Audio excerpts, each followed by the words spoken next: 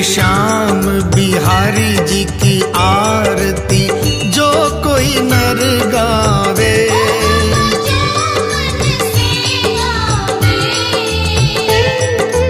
कहत आलू सिंह स्वामी रटत मनोहर स्वामी मनवांछित फल पावे। ओम जय श्री श्याम हरे। ओम जय श्री श्याम हरे। बाबा जय श्री श्याम हरे।